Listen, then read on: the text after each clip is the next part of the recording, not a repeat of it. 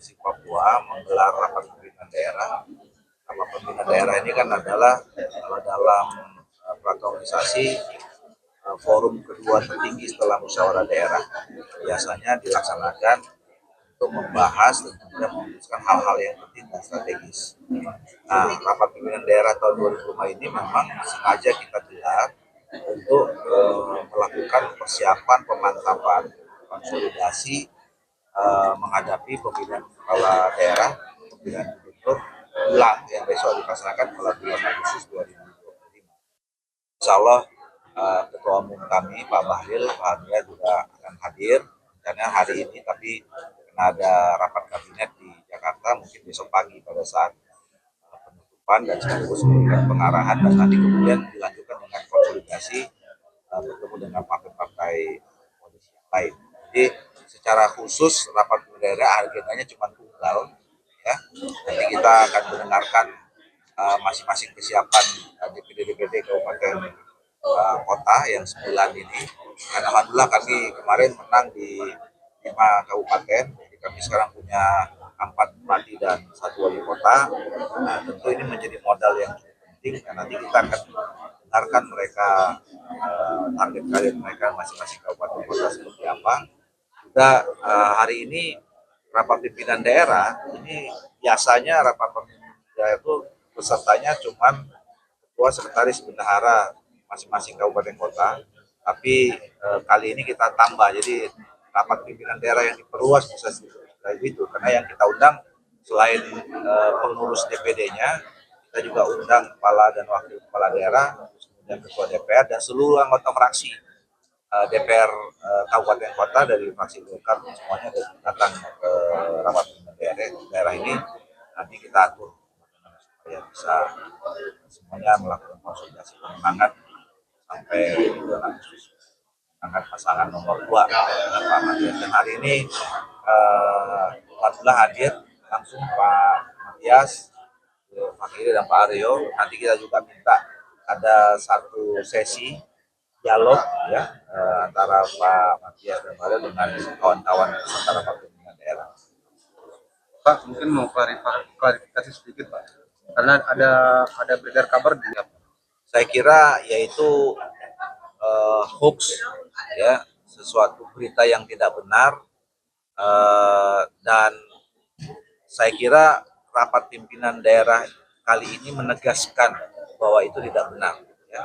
Saya langsung hadir di sini, dan kemarin juga pada saat putaran yang sebelumnya semua jajaran Partai Golkar bekerja secara maksimal. Saya hadir waktu itu di kampanye akbar, dan besok ketua umum kami datang.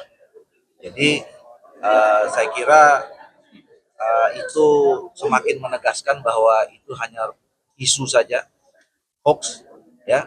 Karena ngapain kami misalnya ketua umum jauh-jauh datang ke sini kalau memang kami tidak serius. Jadi sekali lagi saya menegaskan, Partai Golkar sama dengan daerah-daerah yang lain, ketika kami mengambil keputusan, ya, itu konsekuensinya adalah kami harus pertahankan dan amankan keputusan itu. Ya.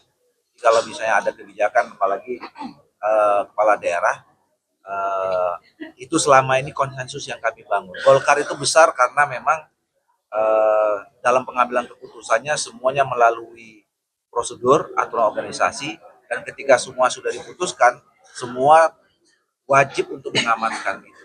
Ya. Nah, oleh itu makanya hari ini kita datang semua, dan datang semua ini, ya, semua anggota fraksi yang ada di seluruh kabupaten kota dan juga anggota fraksi di provinsi, kepala daerah kecuali yang sakit, ya, yang berhalangan, itu hadir semua.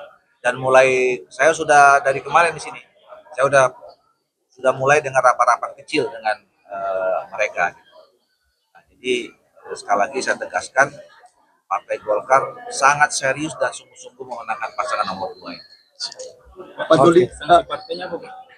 Partai untuk yang apa? kader-kader yang iya. Jadi Golkar ini adalah partai politik tertua, umurnya sudah 60 tahun, ya. Jadi semuanya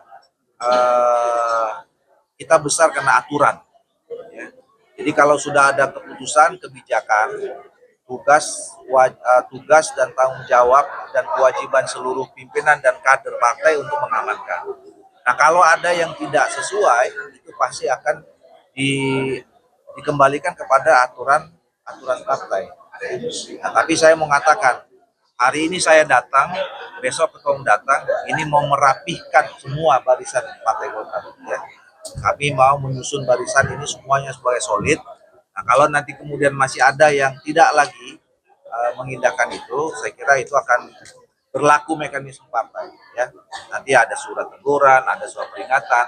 Bahkan kalau misalnya yang masih bandel, ya itu sampai pada pemberhentian sebagai kader. Download Tribun X sekarang, menghadirkan lokal menjadi Indonesia.